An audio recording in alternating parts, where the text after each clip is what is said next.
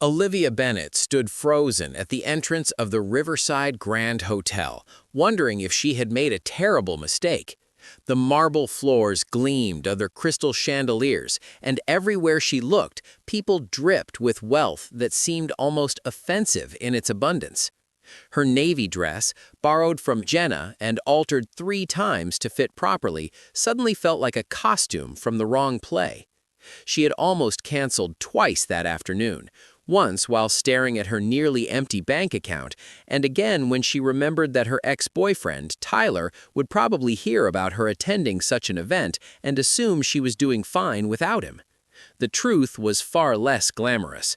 2 months ago, Tyler had decided their 3-year relationship was holding him back from exploring his options. The options turned out to be his personal trainer, and Olivia found herself suddenly single, partially unemployed after her design firm downsized, and living in her sister's spare room at age 28. Jenna had insisted she come.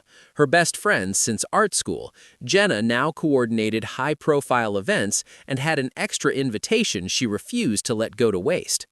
"You need to remember you're still alive," Jenna had said over coffee last week.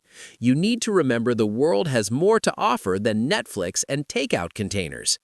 Olivia had argued that Netflix and takeout containers had never broken her heart, but Jenna was relentless. So here she stood, clutching a small purse and trying to look like she belonged among people whose watches probably cost more than her car. The ballroom buzzed with conversation that sounded important even from a distance. Men in perfect tuxedos discussed things with serious faces. Women in gowns that belonged in fashion magazines laughed with practiced elegance. Olivia recognized a few faces from news programs and magazine covers. This was a world she had only ever seen through screens, and now she was standing in the middle of it, feeling like an imposter waiting to be discovered. She made her way to a quieter corner near the tall windows overlooking the city lights. From here, she could observe without participating, which felt like the safest strategy. Jenna had disappeared to handle some crisis with the sound system, promising to return soon. Until then, Olivia planned to become one with the wallpaper. When desperation meets opportunity.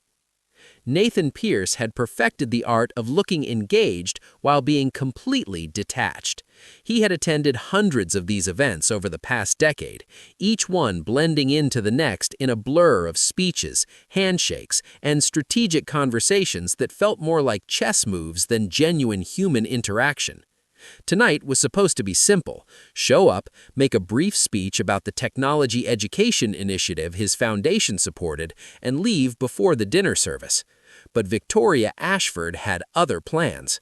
She had appeared at his side the moment he entered, her arm linking through his with a familiarity he had never granted her.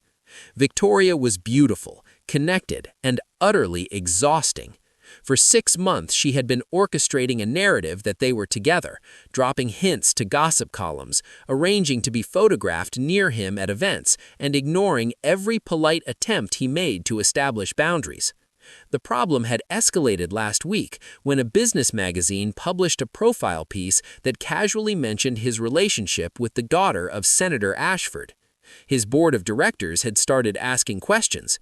His mother had called 3 times asking when she would meet this mystery woman, and Victoria herself had begun talking about which charities they should support together, as if their couplehood was an established fact rather than her elaborate fiction. Nathan had tried direct conversation. He had tried avoidance. He had tried having his assistant run interference. Nothing worked. Victoria operated in a world where persistence and social pressure eventually wore down every obstacle. What she failed to understand was that Nathan Pierce had built a billion-dollar company by never making decisions based on pressure. But tonight, as she steered him toward a photographer while discussing how lovely they would look in the society pages, Nathan realized he needed a different strategy, something unexpected, something that would end this once and for all. His eyes scanned the ballroom and landed on a woman standing alone by the window. She looked uncomfortable but not shy, observing the crowd with an expression that suggested she was mentally cataloging everything ridiculous about the evening.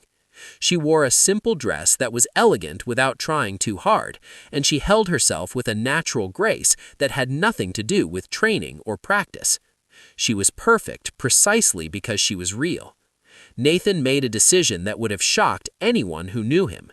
He excused himself from Victoria mid-sentence and walked directly across the ballroom to the woman by the window.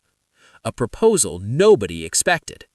Olivia noticed him approaching and immediately looked behind her, certain that someone important must be standing there, but there was only the window and a slowly melting ice sculpture shaped like a swan.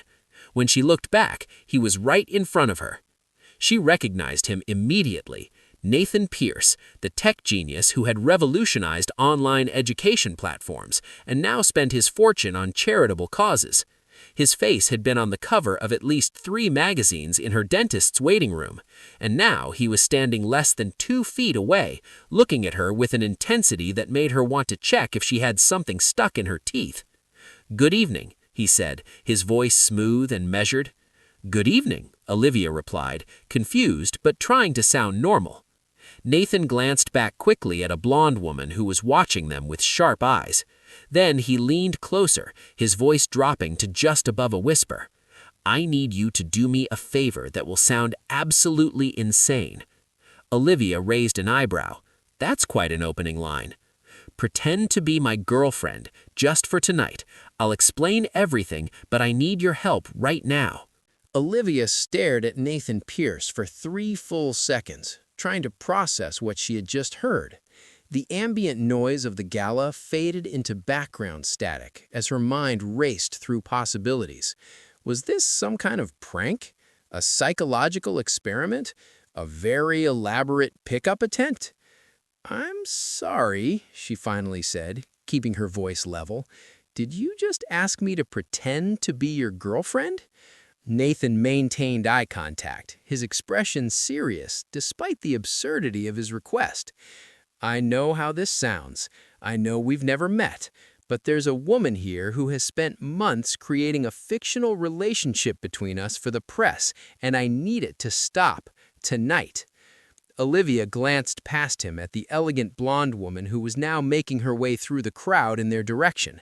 The woman moved with the confidence of someone who had never been told no in her life. "So your solution is to invent a fake girlfriend?" Olivia asked. "That seems like it would create more problems than it solves." "Not if she's convincing enough to make the story die completely." Nathan's jaw tightened slightly. "Look, I understand this is strange, but I'm running out of options, and something about you tells me you can handle strange situations." Despite herself, Olivia felt a small laugh escape. "You have no idea how strange my life has gotten lately." "Then maybe we can help each other." He reached into his jacket and pulled out a business card. "After tonight, if you want nothing to do with me, that's fine. But right now, I'm asking for 2 hours of your time. I'll make it worth your while." Olivia looked at the card, then back at him. The blonde woman was getting closer.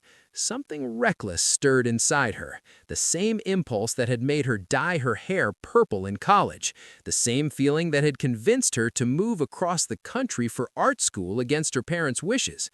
Maybe it was time to stop playing it safe. Safe had gotten her a broken heart and an empty savings account. "Fine," she said, surprised by her own voice, "but we need to establish some ground rules right now." Nathan's shoulders relaxed slightly. "Name them." "First, you don't make me look stupid. If someone asks me something I can't answer, you cover for it smoothly. Second, you tell me the full story as soon as possible. And third," Olivia stepped closer, lowering her voice, "the moment this feels wrong or dangerous, I walk away. No questions asked." "Agreed." Nathan extended his hand. "Thank you." She shook it, his grip warm and firm. "Don't thank me yet. I might be terrible at this." "Somehow I doubt that." He released her hand just as the blonde woman reached them. Victoria's challenge. "Nathan," Victoria said, her smile bright and sharp as a knife, "you disappeared so quickly. I was worried you weren't feeling well." "I'm perfectly fine," Nathan replied, his tone polite but distant. I was just introducing myself to someone I should have met a long time ago. Victoria, this is Olivia Bennett. Olivia, Victoria Ashford. Olivia felt Victoria's eyes scan her from head to toe in less than 2 seconds, a complete assessment that somehow managed to be both dismissive and invasive. "Lovely to meet you," Victoria said, though her tone suggested otherwise. "Are you involved with the foundation?" "Actually," Nathan said before Olivia could respond, "Olivia is here with me. She's been incredibly patient with how much I've been working lately." The words hung in the air. Victoria's smile froze, then recalibrated into something more calculated. "Here with you," she repeated slowly. "How interesting. I won't believe I've heard Nathan mention you before." "I prefer to keep my personal life private," Nathan said smoothly. "Surely you can understand that." Olivia felt his hand settle gently at the small of her back, a gesture that looked natural but made her hyper-aware of every nerve ending. She forced herself to relax into the touch, reminding herself this was exactly what she had agreed to. "Of course," Victoria said, her eyes never leaving Olivia's face. "It's just that Nathan and I have become quite close over the past few months. I would have thought he'd mention someone special." "Some things are worth keeping quiet until the time is right," Olivia heard herself say. The words came out calmer than she felt. "We didn't want outside attention affecting something that matters to both of us." Nathan's hand pressed slightly more firmly against her back, a subtle signal of approval. Victoria's expression shifted through several emotions too quickly to catalog, finally settling on polite skepticism. "How wonderfully romantic," Victoria said. "You must tell me how you met. I'm fascinated by love stories." Improvising the truth. Olivia felt panic flutter in her chest, but Nathan's steady presence beside her kept her grounded. She had always been good at thinking on her feet, a skill developed through years of client presentations where technology failed or plans changed at the last minute. "We met at a coffee shop," Olivia said, pulling from a real memory and reshaping it. "One of those small places that actually cares about the coffee rather than the Instagram aesthetic. I had my laptop spread across a table, working on a design project, and Nathan asked if he could share the table since everywhere else was full." Nathan picked up the thread seamlessly. "I noticed she was designing an interface for an educational app. We started talking about user experience and accessibility. Before I knew it, 2 hours had passed." "That does sound like you," Victoria said, her tone suggesting she was mentally fact-checking every detail. "Always working, even during coffee breaks. When was this?" Olivia did quick mental math. 4 months ago, she said, choosing a timeline that felt realistic. 4 months, Victoria repeated, her smile growing sharper. How coincidental that this relationship began right around the time Nathan started being less available for our regular lunch meetings. Nathan's expression remained neutral, but Olivia could feel the tension in his posture. "Perhaps that's because I was spending my lunch hours differently," he said simply. A server passed by with champagne, and Olivia gratefully accepted a glass, buying herself a moment to think. She had spent 3 years with Tyler, watching him navigate difficult conversations with clients and investors. She had learned that sometimes the best defense was a gentle offense. "Victoria," Olivia said, taking a small sip of champagne, "I hope there are no hard feelings. Nathan mentioned you two are friends, and I would never want to come between that." The words were perfectly polite and completely lethal. By acknowledging their friendship while establishing her own position, Olivia had effectively drawn a line that was hard to argue against without seeming petty. Victoria's eyes flashed. "Of course not," she said, "though I must admit I'm surprised Nathan would keep something like this quiet. He usually shares important news with his close friends." "Some things develop gradually," Nathan said. "Sometimes you don't realize what you have until it's already become essential." He looked at Olivia as he said it, and something in his gaze made her forget for a moment that this was all pretend. There was a weight to his words that felt genuine, a vulnerability that seemed completely at odds with his public persona. "How lovely," Victoria said, her voice hardening slightly. "I suppose we'll all get to know each other better tonight. After all, if you're as close as you say, I imagine we'll be seeing quite a bit of each other at future events." "I look forward to it," Olivia said, matching Victoria's tone exactly. The evening unfolded like a carefully choreographed dance where Olivia had learned the steps on the spot. Nathan introduced her to board members, philanthropists, and politicians with a practiced ease that made their supposed relationship look entirely natural. He remembered small details that made their story believable, mentioning the fictional coffee shop by name, referencing imaginary conversations they had supposedly shared. But as the night progressed, something shifted. The touches that had started as performance, his hand on her back, his arm around her waist during photos, began to feel less like acting and more like genuine comfort. Their conversations between encounters with other guests grew more real, less scripted. They found themselves on a balcony overlooking the city, escaping the crowd for a moment of quiet. The spring air was cool and carried the distant sound of traffic mixed with music from the ballroom behind them. "You're surprisingly good at this," Nathan said, leaning against the railing. "Most people would have panicked or overacted." Olivia laughed softly. "I think my entire life right now has been an exercise in improvisation. This is just one more scene in a very strange play." "What do you mean?" She hadn't planned to be honest. The champagne had lowered her defenses, or perhaps it was the surreal nature of the entire evening, but she found herself telling him about Tyler, about the job, about living in her sister's spare room and feeling like her entire 20s had been a detour that led nowhere. Nathan listened without interrupting, his expression thoughtful. When she finished, he was quiet for a moment before speaking. "2 years ago," he said slowly, "I was engaged. Her name was Jennifer. We had been together since college. Everyone said we were perfect for each other. Same background, same social circle, same goals." "What happened?" Olivia asked gently. "I realized we were together because it made sense on paper, not because we actually made each other happy. Breaking the engagement was one of the hardest things I've ever done. Everyone had opinions.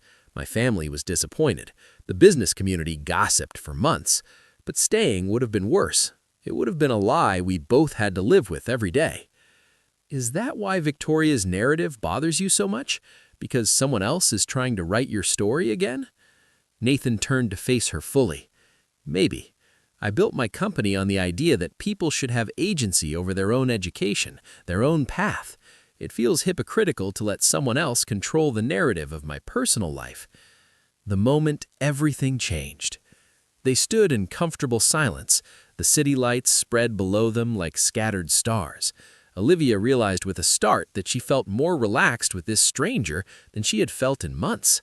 There was something about him that invited honesty, perhaps because they had started from a place of such absurd dishonesty that there was nowhere to go but toward truth. "Can I ask you something?" Nathan said suddenly. "After the evening we've had, I think you've earned at least a few questions. Why did you say yes to helping me? You could have walked away, probably should have, but you didn't." Olivia considered the question seriously. "Honestly, because for the past 2 months I've been playing it safe, being careful, trying to make rational decisions and rebuild my life in sensible ways. And where has that gotten me? Nowhere interesting. So when a billionaire asked me to pretend to be his girlfriend at a fancy gala, I thought, why not? At least it's a good story." Nathan smiled, a genuine expression that transformed his entire face. "It is definitely a good story. Though I'm curious how we're supposed to end this narrative," Olivia continued. "Do we have a dramatic fake breakup? Do I mysteriously disappear from your life?